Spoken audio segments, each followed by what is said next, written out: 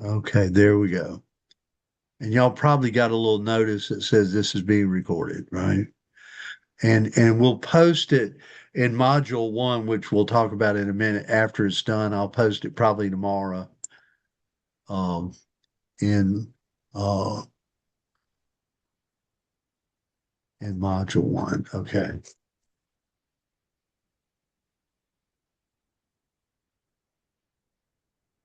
Okay, there we go. So we're back to, so can everybody see the syllabus now? Okay. All right. So back to the point, Osmer's book is again our guide through, let's call it the method of practical theology, our practical theological method. Um, the invitation to practical theology, which I call the CVV, Catholic Voices and Visions, is a really good book that gives you a lot of different understandings of how it is applied in the Catholic tradition in particular places, right? Um, it sometimes I feel like takes us away from um, practical theology as a practical experience in a local context. And I want to emphasize that again in a minute. But what it does, it is awfully good for background. Um, especially things about the churches and how she has changed since Vatican II. And then Open and Field of Practical Theology is a series of different authors talking about different aspects of practical theology. So, the one thing I want to emphasize with y'all tonight, and that can be sometimes a little confusing for people, is that how many of y'all have had theology courses before? Okay. So, y'all have had, give me, what kind of courses have you had? Marcia, what courses have you had? Mostly education courses, Okay. science courses. Okay. Dale, how about you? I had a couple of classes in, um, one on St. Paul, another on Okay. Christology. Right. And then this summer, I'm still in the process of finishing up one on St. Teresa of Avila and the other on St. John of the Cross. Oh, wow. Great. Shirley, how about you, dear? I just finished a class with Sister Lolita on the book of John Yep. and the three epistles. And I also had, when I first started, I had one with St. Augustine Right. Right. that I can recall. I also took another one, it was dealing with education Mm-hmm. that I can kind of remember off the top of my head. Gotcha. Sister Susan, how about you? Yes, I was in some of the classes with Shirley. I think I've had Mm-hmm. scripture, Mm-hmm. moral theology, Mm-hmm. um, and most recently Right. ecumenism, and Right. then one on more current issues like immigration. Mm-hmm. So I don't know what that falls under. Oh, that I might would like to take that one. That That was sounds so very, good. it That would was be really very good. interesting. Yeah. That was last summer. Yeah, it was good. Well, one of the things that's chiefly different about practical theology versus other theology courses is that scripture courses and moral theology courses and systematic theology courses tend to be speculative. So people are using philosophy and other and language skills to talk about what they think something might mean, right? Practical theology seeks to take real world situations, local situations, not something on a grand scale, like why Catholics don't go to communion in the United States. That, like, I don't know. That's too big. Something very local, very much within a particular context, a location, a circumstance. And we'll talk about those terms later. I think they come up in one of the lectures. But, and then say, okay, here's what's going on. And what does all of that wonderful theology and Christian story and vision that we've learned have to say about all that? Does that make sense? So you're taking the speculative, if y'all, so sometimes I pick at some of my colleagues and I say, well, y'all talk about, there are two kinds of theology. There's practical theology and impractical theology, which generally doesn't win me any friends, right?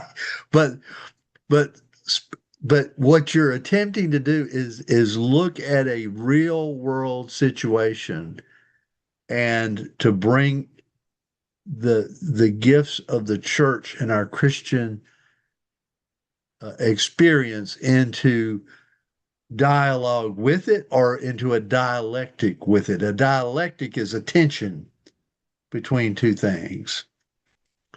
So does that kind of make sense? We'll get into that a little bit more. But those are the three texts. And again, I just want to emphasize that Osmer is the most important one for purposes of understanding structure and methodology. Okay. As we're saying here in the course description, we're talking about the working methodology for doing practical theology. Practical theology is not something you speculate about, it's something you do. And they're going to talk about context and situation and thick description. And hopefully the lectures will fill this out. But a thick description is a expanded description of a particular situation and context, right? So if somebody said, the people on my street are all very poor, well, that doesn't tell me a whole lot. Tell me their ethnicity, tell me what kind of work they do, tell me their age, where did they come from, what are their life experiences. You see, that's a thicker description that gives depth to understanding what may be going on. I'm going to let y'all look at the objectives and the evaluations yourself, but there are 3 preliminary case study papers, 3 to 4 pages long, that make up 30% of your final grade. So let me talk about that, because this practical theology case study, ideally, each one of these papers is a section of this case study. So what we try to do is have you write a paper, get some feedback on it, then you can fix whatever you think needs to be fixed there, and then you write the next one, which would be kind of like the second section, and you get some feedback in the third one, and so on. Does that make sense? So we're going to walk you through the methodology. Have any of y'all had a chance to read any of Osmer yet? No. So Osmer reduces the methodology of practical theology down to 4 questions. And here are the 4 questions. What is going on? Right?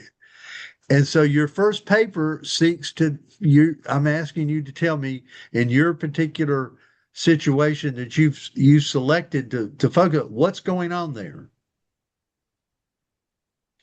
And then the second thing that Osmer proposes is he asks the question, why is it going on? Well, your second paper will seek to understand why it's going on. And then the third question Osmer asks is, what ought to be going on?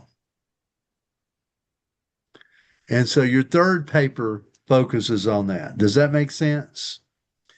And then your final practical theology case study is you're pulling all those together with all the changes you've made. And the fourth question is that Osmer basically asks is, now what are we going to do about it? And so your practical theology case study is you taking those previous three papers and making whatever changes you need, putting them into this final form, and then responding to, well, this is what I think we ought to be doing. Does that make sense? So, Deacon, could you give us maybe an example of what kind of case study one would look at?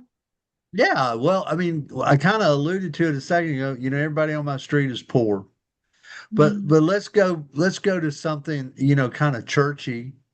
If for a minute, and if you read the introduction to Osmer, he gives a kind of a good example. But let's think about, you know, we're looking at children preparing for First Communion and about to make their First Communion, and we don't feel like they have a proper understanding of their faith for a 7-year-old child. Okay. So that, what is going on? Well, why do you think that's true? You know, you've talked to some of the students and they don't seem to understand what the Eucharist is. You know, the parents you've talked to some parents who feel like their children are not being properly formed. You talk to some of the catechists who say, you know, we're struggling with communicating and getting this across to the children, or we're struggling, you know, with these are the things that are what is going on, that the children are not doing and why. And I mean, not what's going on is the children are not being properly prepared. And here's my evidence for that. You'll hear the term empirical a lot. Empirical evidence, of course, is something that you can measure, right? Okay. Yeah. So it could be something where, and Osmer again talks about, you know, attending, but sometimes it's just a casual conversation. Sometimes it's an actual interview. And then you would move to, well, why is this going on?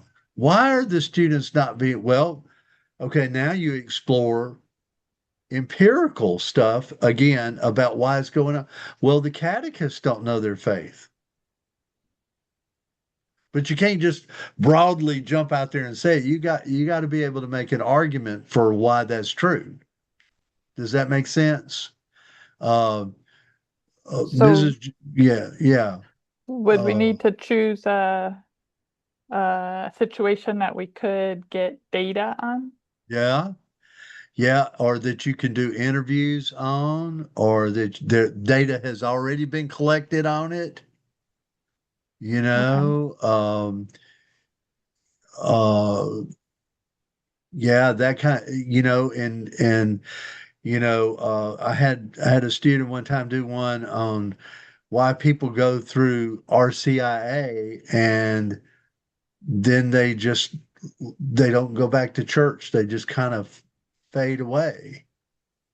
And he looked at the reasons for that. They feel like they've been through this experience. They come from a background where going to church regularly is not part of their experience. You know, I mean, all of these things contributed to it.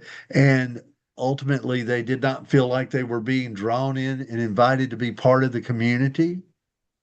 So ultimate case study led him to say, well, we're going to organize a thing where as they're finishing up their reception into the church, we're going to get them involved in different programs in the church. So they feel like they belong. And there's hey man, does that make sense? Yeah. So the why thing, why is it going on? Maybe the parents aren't bringing their kids regularly to Sunday school. Mm. Um, does that make sense? I mean, that's the kind of things that you're looking at and again, I'm sorry this is so accelerated, but if you can get through the introduction in chapter 1 of Osborne just as soon as you can, I think it'll begin to make sense. Okay, thank you. That's helpful. Okay, and again, we're going to use parenthetic citations are acceptable for discussion posts and your 3 preliminary case study papers and your final practical theology case should use footnotes and bibliography. Okay. So your 3 case study paper, 3 preliminary papers and your practical should be footnote style. Now, if you're collecting empirical data from, the city of Mobile did some kind of demographic. So, obviously that's a resource that you need to cite. If it's a private interview that you had with someone or a discussion that you had with someone, then I would cite it pseudonymously, right? Use pseudonyms, please, when you're talking about out of respect for the person that you're referring to, okay? We don't need their real names for this, but does that make sense? Okay. All this is about how to write your paper. My problem with incompletes in this is that while the course ends on July the 30th, I think I have to turn in my grades by August the 4th. So I don't have a lot of time, so I don't know that I can give anybody extensions. So if you can't complete the work on time, we'll just have to do an incomplete. Does that make sense? Academic dishonesty, the grading scale, and this kind of gives you.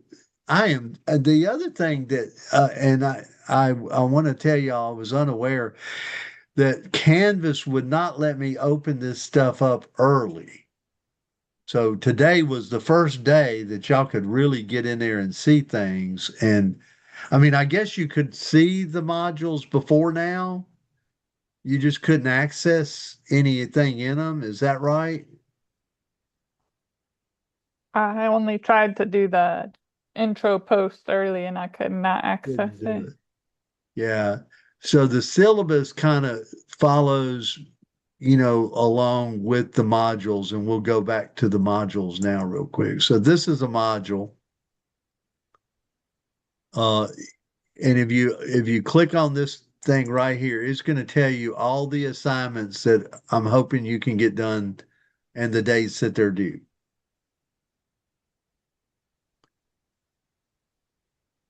And back to module 1, here's the introduction video. Nobody's been able to do this yet. The Which one? introduction. Yeah, so this is a video of me kind of telling you what the course is about. Okay. And I look like I'm about to choke or something, but anyway, Chicago's manual style, Purdue Owl is just an aid to help you with proper citation. Spring Hill requires that we post this. This is the minimum technology requirements for entering into the course, which you obviously have those, or you wouldn't be on this Zoom meeting right now. Okay. Then this discussion post here, this is not graded, but what I'm asking you to do is introduce yourself. Look at all of y'all who've introduced yourselves. Yay! Yay!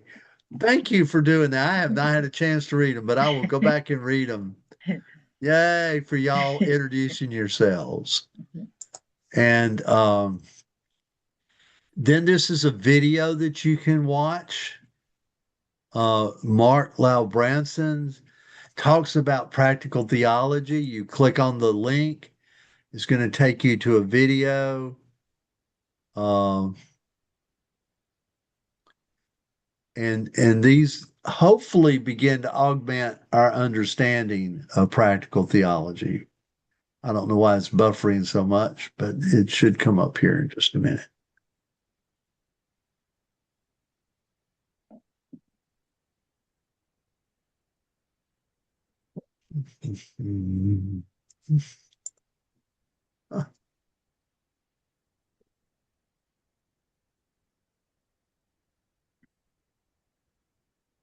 So, that's about a 10-minute video. And then Practical Theology Lecture 1, which is my lecture on it, is 24 minutes long. And hopefully this begins to fill out some things for you.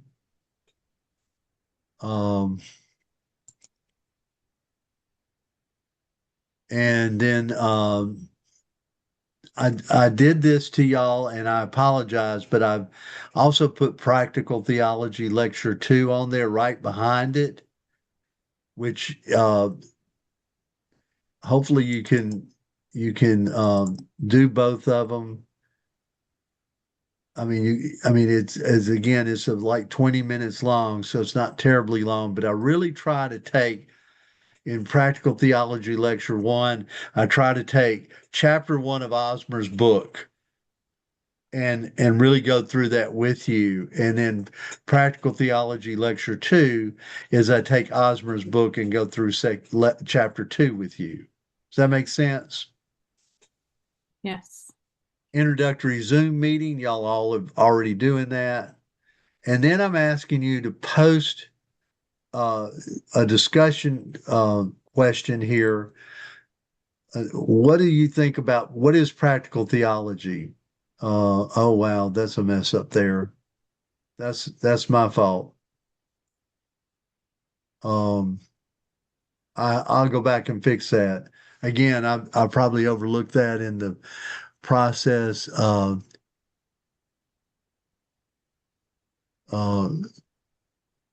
because y'all have not read this, but the question still stands: how is practical theology different from the more formalized theologies that you might have previously studied? How do you think these two theologies inform each other? And I should have fixed this. And I'll go back and fix that when we're done here. See, I make mistakes in this whole thing, moving stuff around. And here's your first paper, which is Happy Day is due the day after the 4th of July, right? So y'all can celebrate 250 years of America and then work on your paper, right? But I'm going to click on this so that we can look at what the directions are. Pick a situation that you'd like to focus on throughout the course. Each paper in this course is a building block for your final paper. Read Osmer carefully, especially the introduction in chapter 1 before trying to write. You want to describe what is going on without anticipating why it's happening. You're just telling it. Have y'all heard the term phenomenology? Right? Where you can you describe a phenomenon? Can you describe an experience? Can you describe something without interjecting a judgment into it about why you think it's going on? right? That's hard. So the you know the cow is fat. That's it. The cow is fat. We not expecting he overeats. Oh, that's a terrible cow. He's always eating too much. But no, the cow is fat. Well, that sounds pretty simple. No, what is fat? Well, holy cow, the cow is, you know, 80 inches around his middle. And and you know, empirically cows should only be 60 inches around their middle. So the cow's fat. Is that kind of making sense? I know that's a silly example, but I was trying to make it as simple as possible. It should only be about 3 to 4 pages long. The trick is being detailed and concise at the same time. Be sure to use good academic writing style, carefully cite and source you might use, especially working on the empirical part of this paper. So, again, back to our example of children in a catechetical environment that we think they're not learning. Well, what is the criteria that they should have? What is it we expect children to know about their faith? And how is it that we're determining that they don't know that? Okay. Do you have any guidance on how we select, like what we focus on? Well, I would make it local and something you're very familiar with. Uh, Marcia, I don't really know you, so tell me a little bit about you. Where do you live? I'm in North Carolina. In North Carolina. And are you involved in any kind of ministries in your church? I am.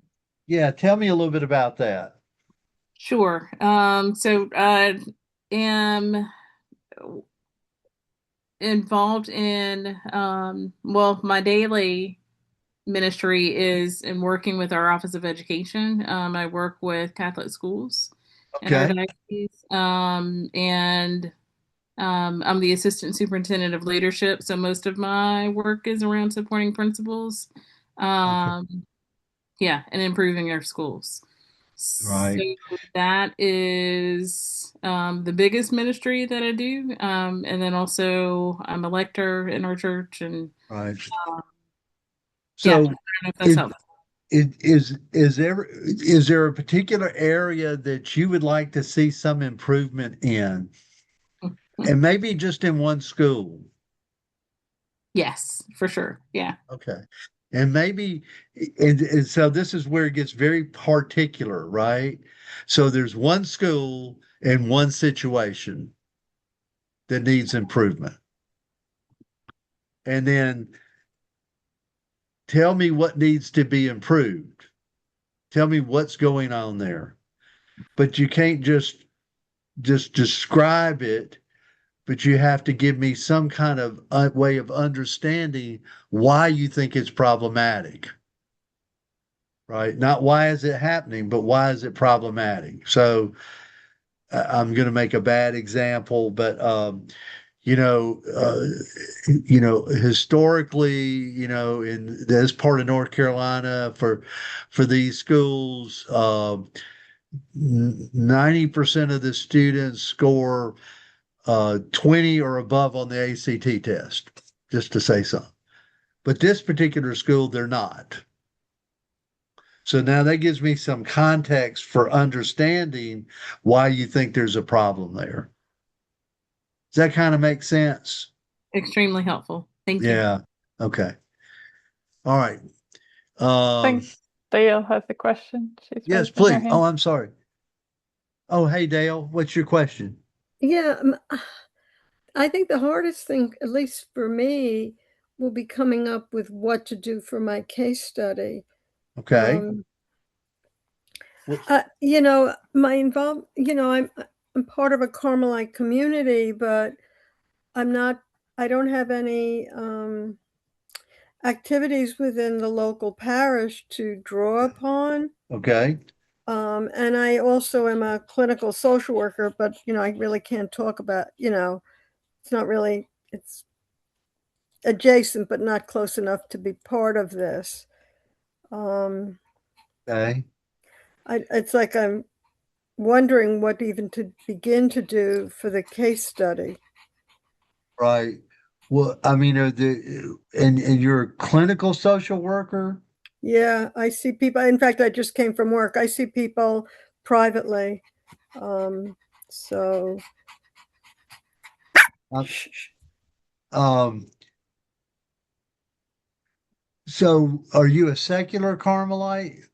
yeah, well, it's in the process. It takes like Okay. years to get fully Okay. vowed, but Gotcha. I did get clothed. So I have what they call a habit. It's a large square, brown Gotcha. square that I wear when we go to meeting. Right. Well, we Um, just, I, I, I love, we have secular Carmelites here. I just love to aggravate them, right? Well, I tell them they're all OCDs, right? Close to the letter. I mean, there's things that I could. So, what I like about it, we have this text chain, but initially, and they keep changing things, but initially, what it drove me crazy because I kept getting notifications because people would react to a text, and I'm still sort of learning the culture of the texting and what we pray for. Um, mostly people pray for various family members' health and stuff. So we have like, I'm learning what are the rules that we do. Right. Um, So so is I don't there know if, a you lack know, of training there, Dale? Is that that people are not some of being it, I guess I trained? could write about it because some of it is they do formation, but to a certain extent, you're sort of you're learning as you go. And I guess the case study could be about the process. I don't think there's another person who began the same time as I did in 2024. And if we didn't have each other, I don't think we would have taken our first vows this April. I would also say that potentially, maybe there's something in clinical social work that you could without actually doing a case on a person or Oh, like our hypothetical case. well, it not you could do hypothetical, I guess, but you could also do something about your experience of being a clinical social worker and things like in the way the system works. How do you get referrals? Well, I think, well, I advertise, they have this thing for therapists, but Okay. I'm wondering if I could come up with a hypothetical case that would be related to, um, let's say somebody has a problem, they want to do too many things, and then you just look at that whole experience of what's going on in their life, Well, and then maybe you what, could take a real case and it just be a pseudonym. okay, I think I know what I want to do. Okay. All right. Well, and I will say something else. This first paper is about that very thing, deciding what you want to do and telling me about it. And the feedback that I try to give you is to help you. I don't know what back to my terrible example, the cow is fat. Well, how do I know the cow is fat? Right? You just told me he's fat, but you got to give me some benchmark, some way of understanding what is fat or what is expected. Or so if you were to do describe a person in therapy who um is struggling with a particular thing, you would have to help me as a layperson understand, well, what's wrong with that? You know, does that make sense? Right. Otherwise, I think I could. Um, I think I know what I want to do Okay. in terms of a hypothetical case of Okay. I think I know, and then I think I got an idea. Okay. All right. Sister Susan or Shirley, either one of y'all have a question about this? Not at this time.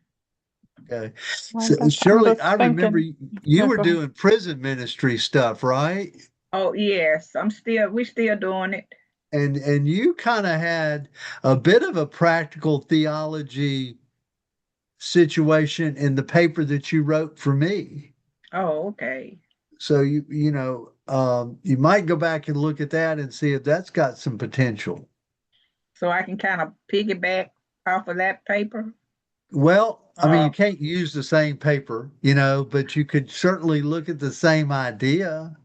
oh, okay. Well, I know during prison ministry, we seen a lot of ladies got out and got jobs, Yeah, and also I go to the to the senior home yeah, and saw one of the ladies that was in the prison that was had got out, and she was working in the senior home where we also ministered. We didn't recognize her. She just uh, came and she just stood up. yeah. Yeah, I remember you were talking about and I may be jumping around here a bit, but that you were talking about the fact that people in prison get left behind technologically, Yes. and then when they get released, they walk into a world full of all kinds of technology and stuff, Mhm. and they don't know how to use it. Exactly. So I mean you do whatever you want to, dear, but Hmm. you know, that's a good practical theological problem. Oh, okay. Okay. Sister Susan, what do you think? No, I'm surprised because haven't thought of anything. Usually I think of things quickly. Um, but I can't really think of anything that I could have evidence on. The one thing that right now I'm working with in campus ministry is that we had a priest as the director of the campus ministry. And we've been saying, we don't really, the priest shouldn't be the director, they should be the chaplain so that they could focus on that side of it. And now the priest got transferred, and now we have no chaplain and no director. So that's what's on my mind, but I don't really know how to talk about that with evidence.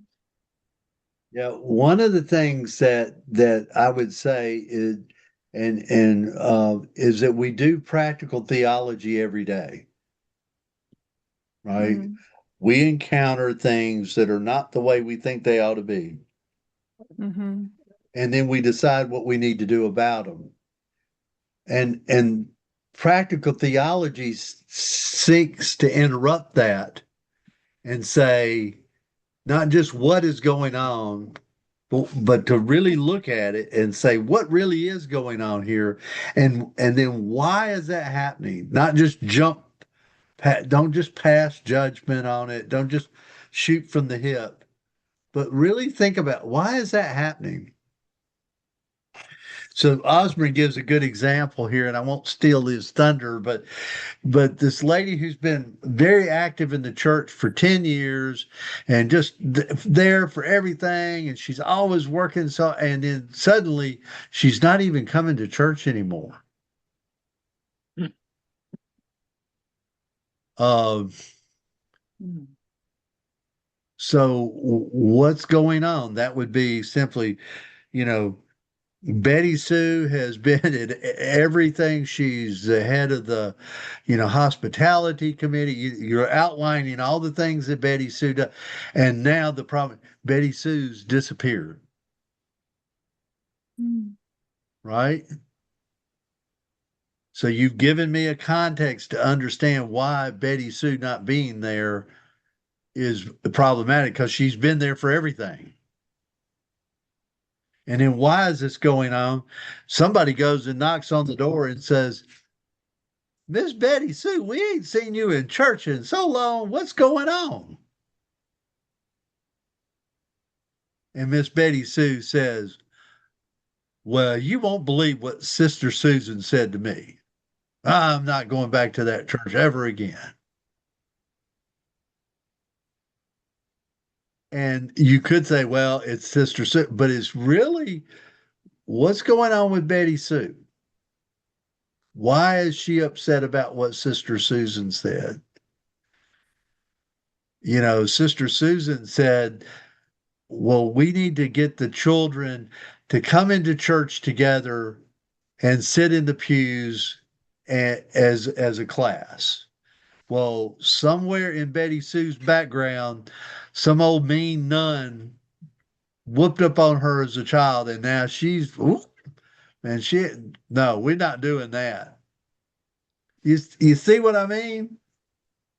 And now So could what? it be that specific of a Yeah, problem? Like here's yeah, another one. So now we don't have a priest. So campus ministry, we're told we can't have the student mass anymore because we don't have a priest assigned to us. Could that be a yeah, situation yeah. where Can you I go? say Can you go get a priest to fill in? I could, but I'm not being given that option? Yeah. So, oh, okay. So what's blocking you from having that option? The bishop. That are you in Pensacola or are you in Mobile? I'm in Pensacola. Okay. All right. Well, good. We don't want to talk about the Archbishop of Mobile, right? He's a No, brand new guy, right? He just yeah, got there. he's new, Yeah. poor guy. Yeah. So you can't go get a priest from somebody else. So therefore the students are not having the experience of the mass. That's very real. But Now, I can write it in student names only. I have to pretend I'm in a yeah, different yeah. state. Well, and maybe you even want to have a different diocese, Yeah, for sure. right? Right. But then ultimately you get to, and this is why it's called practical theology. Practically, what can you do instead? Okay. You know, does Yeah, that that's make good. sense? Okay. Yeah, thank But you. I have a question for Yes, Sister ma'am. Susie. You said that you didn't have a chaplain or a priest. Was he both or what? I'm trying to understand. Oh, yes, we had a priest who served Mm-hmm. as the director, Mm-hmm. administrator, as well as the chaplain. And now he was sent by the bishop to another place, and no other priest was sent to us. So why you didn't have a chaplain and you used the priest for Well, dual that's the tasks? problem. Yeah, that's the problem. I'm like, you're saying my thoughts. Okay. Mm. Well, and at the risk of just belaboring the point, I know this early part is really heavy duty with reading almost half of Osmer's book to get started. But let's see, it's and Osmer can be dense, guys. I'm just telling you, but I'm asking you to read 128 pages pretty quick. Um, even though that I'm encouraging you to read 1 through 6 of the Invitation to Practical Catholic Voices, and I think you can still answer the discussion board question without having read this, without having read Catholic Voices. Okay. Um, what the primary objective for me in your course is that y'all learn some of the methodology for doing practical theology, right? Um, uh, uh, if you make an honest attempt to post a rational response to the question, you'll get all the points you need there, right? One of the other things I was going to mention in the syllabus that I forgot to mention is that not only do you have the case study and the 3 papers, that's 70% of your grade, but then 10% of your grade also is a presentation. It says Mobile y'all are not going to Mobile to do the presentation. We'll do it on Zoom. But the purpose of the presentation is to lay out all your ideas and get feedback from your peers. Because if they don't understand something, then there's a place that you need to work on your paper. Does that make sense?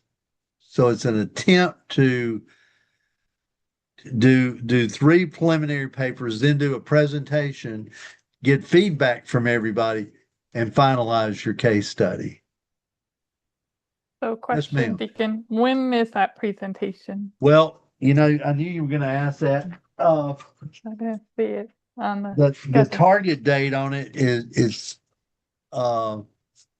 let's see. Oh, I see it now, July 25th. Yeah, July 25th. Uh,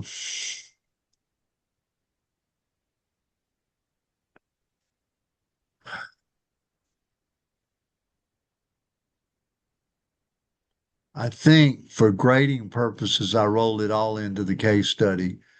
I don't think I actually have a separate. Let me look at something here real quick. Grades. Uh,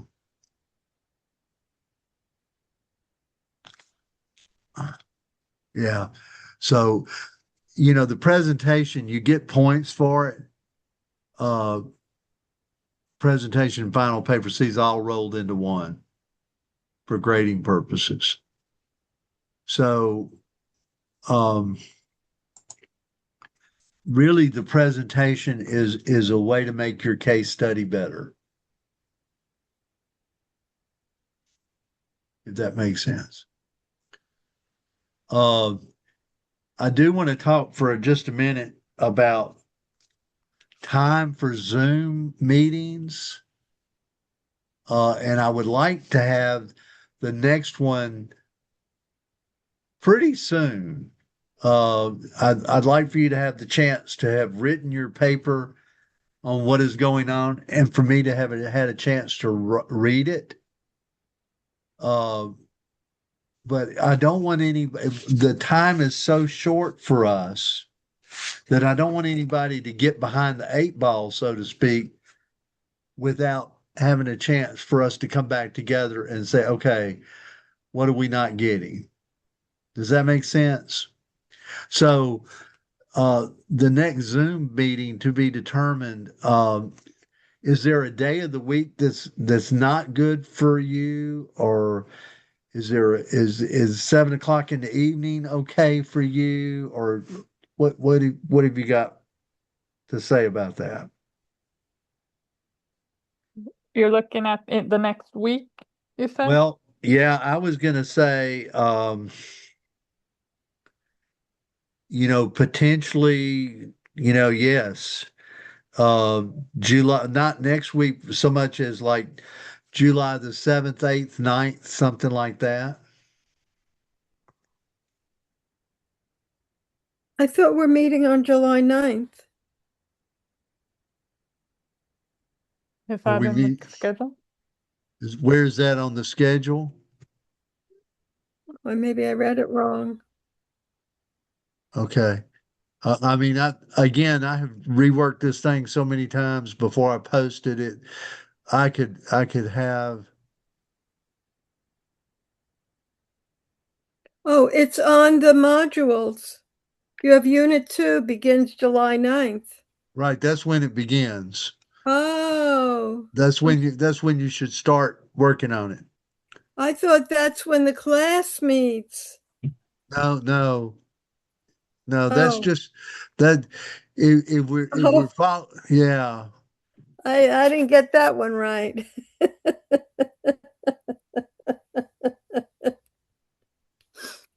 Um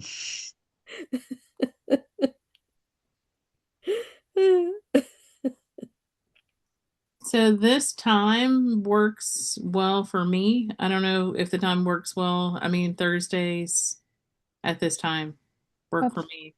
I think the biggest thing is just like knowing in advance so that I can schedule around it. Okay. Yeah, I would say the same for me. Me too. I say the Yeah. same. Yeah, I just assumed that's why I was laughing so much. Oh yeah, this is a bad date here, guys. I again, I apologize. There's two I, seven I nine. just need to know when you want to do it so that I could schedule accordingly. Yeah. So I'm sorry that this again, I moved things around. You see, there's 2 7 9s. That's a typo on my part. This should be that actually should be July the 2nd because everything's spaced out a week apart. So if today is the 25th, and again, I apologize for the mistake, but this would be July the 2nd. Now So in go ahead. so in other words, you're looking for not a Thursday, but a different day. No, I'm just saying. Let me fix that right now while I'm thinking about it. July 2nd is next Thursday. That's correct. That's just when the course starts on June 25th on a Thursday.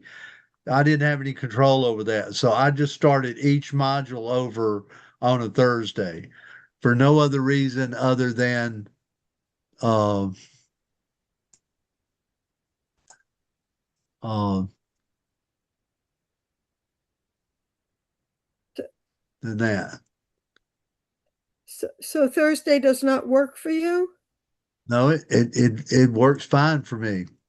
Yeah, It's Thursday would work good for me, but yeah. I'm just one person. Yeah, I'm sorry but Thursday is fine for me. I just don't want anybody to think there's anything magic about Thursdays other than it's when the course started. So if I'm going to do a new module every week, that's the day I pick for it to start over. Okay? All right. I'm not available July 2nd, but all the Okay. other Thursdays are fine. In fact, I'm not available at all next week. So if Yeah. you all want to meet next week, I would just go ahead without me. Yeah, well, what I would like to say is that I would like for it to be after July the 5th. See, again, this is when this section begins is July 2nd. Your paper's due July 5th. So I'd like to meet sometime after July 5th. So I've had a chance to look at your papers. So like, Yeah, you then know, Thursday is good for me that week. yeah, Thursday the 9th would be perfect. Are y'all That's okay good. with that? Good. Yes. Good. All right. 7 Central. You're Eastern, huh, Marcia? Yeah, You're Eastern. I'm central. How about you, Dale? Where are you? I'm Eastern. What state Well, are we're you in in? daylight savings time. I'm in New Jersey. So Wow, New Jersey. In New Jersey. Oh I was wow. born in New York, so I'm a native New Yorker in New York City. Wow. So we live near Princeton now, but not in Princeton. Princeton sort of takes over everywhere near it. So, So so but you're is that okay with you to do I'm it at fine. I'm happy to work with whatever works for others. okay. So we'll meet again on July the 9th, Thursday, July the 9th at 7 o'clock. Does that work for you, Sister Susan? That's 7 Central, right? 7 Central. Central, Central Daylight Time. Yep. Yes, that works for me. And Marcia, you're Eastern time as well, right? I Yeah. am. Yeah. Shirley, you're in Mobile. Yes. Yeah. So you're Central. And Pensacola is Central, right? It So, is, but okay. I'll be going back and forth between Connecticut and Florida this Wow. month, but Mm. that works for me. 7 Central. Okay. All right. So, guys, let me just ask you if anything comes up, you're confused, you don't understand, you're lost, you're what, email me. Uh, you know, unless something horrendous happens, I will get back to you within 24 hours. Possibly sooner than that, because of these things that follow you around everywhere you go that tell you you got an email, right? But seriously, I think because of the short time frame we have, it's so important that nobody gets too lost. And so if you get lost, give me a holler and send me an email and give me an opportunity to, help you. Or if you're unclear about something, um, please don't hesitate to reach out to me. So I did want to ask you, yes, sister. Would there be other class times before the presentation? Yes. July 25th? I just need to schedule. I've got one here set up for the presentations on the 25th, but if y'all want to, we can meet every Thursday. Okay.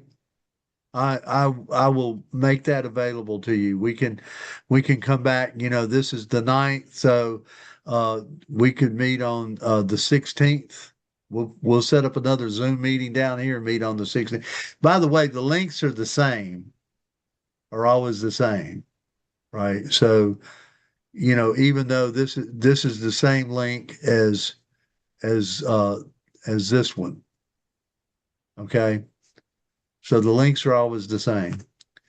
So, if something happened and there wasn't a link here and we said, oh, we're going to have a Zoom meeting, you can always go back to one of the previous Zoom meetings and it would bring you to this link.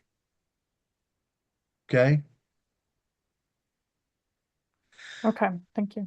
So nobody's ready to go screaming out the door yet, right? Right. Yeah. Yeah, usually in a classroom, you can kind of look at folks and, see they've got a death grip on the desk, or, they're getting all tense, or whatever. They're texting their significant other and say, I don't know about this, right? But here it's a little bit harder. I really think once you've read Osmer's introduction, if you can get that in just as soon as possible, he does a really good job of introducing what he's talking about. He gives you a scenario. He outlines how and all through the book, he's kind of tying this back in. Now it's practical theology, but it is academic. Okay, so he writes like. In fact, I think he's at Princeton, or he was at Princeton, so he writes like an academic. But I really think it will help a lot. So I'd like to see what kind of questions you guys might have, and anything that I can help clarify for you. Oh, Dale, yes, please. So between now and when we next, and July 5th, we're to read the Osmer book, whatever number of chapters you have written down, and then we're to write our first part of our case study and post it by sometime on Sunday the 5th. Right. And I don't recall how many words or how many pages or that kind of thing. Yeah, it's kind of outlined in the syllabus, but we'll run back and look at that real quick. 3 to 4 pages. And that's double spaced, correct? Yeah, Times New Roman, double spaced. Right here. All papers should be Times New Roman font, 12 point, double space with 1 inch margins. By the way, Dale, you don't know this, but I teach the research and writing course for this, so I just I don't know. I just sometimes get hung up on minutia. Uh, If I get some of my footnotes or citations wrong, I hope it doesn't go too I, much against me. so what in your initial papers, what I'll do is I'll just tell you that they're wrong and how to go fix them. But since you're a Carmelite and I'm OCD, I don't know what I can do with the last paper. I I'll do my don't best. know. I only began to know what is it with the letter T type, the Chicago style, but it's really with the letter T. I only began to know that, and it's different. I have actually 2 graduate degrees. So one is engineering, Oh wow. mechanical engineering, and then the other's social work. And So that's social work's APA. So yeah, I had to learn Chicago. It's a little different, but it's really this one with the letter T, I guess, for cross. yeah. So I always pick at the ladies that are the Carmelites that in our we have a Carmelite convent, and then we have secular Carmelites, and they all get together at our community. And I love to tell the nuns there that Carmelites are these little bitty brown squares that are really sweet that you chew, right? But they're sugar free. So they're Carmelite anyway. See, Well, they I think always joke I'm a they bad think it's Carmelite, so funny. don't go by me, but They're so sweet that yeah, they really are. Yeah, they're sweet ladies. Okay, any other questions, please? and is there a time that you want to post it by on the Uh, Sunday? it has to be done by midnight. Okay. Yeah. And to be honest with you, I think there's a fudge factor built into that, but I don't remember. Um, if you want me to, I'll go look real No, quick. no, no, I'm good. Okay. Pretend like there's no fudge factor built into that. No, yeah, I'm going to try to get it done before that. So, worst case scenario, the world blows up and you can't post it or whatever. You could always attach it to an email and send it to me, Yeah, or something I don't like think my that. head will explode. Yeah, okay. But Well, I was very nervous when and engineering I was very relaxed. And then for my social work, I was very hyper. My Q is like 3.89, just crazy. And now it's like I'm not that crazy anymore.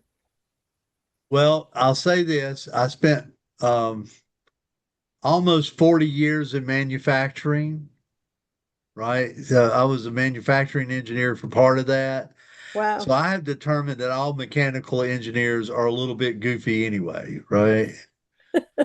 So anyway, But I could realize maybe we have a screw loose. well, or maybe they just left the screw out, I don't know. There's a cog missing. There's a cog missing. So anybody else got any questions?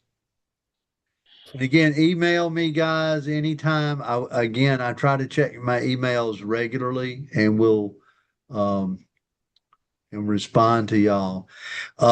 Probably tomorrow you will be able to see the recording of this Zoom meeting on the modules, and it will be at the bottom of module 1. It'll be down here under here somewhere. Okay. So in case you're really struggling with insomnia or whatever, and you need something to knock your lights out, you can come back and watch this recording. All right, let's see. Okay, there we go. All right, everybody okay? Yes, I think thank you. I think we're gonna have fun, and it'll be a good learning experience for your life in ministry, and that's what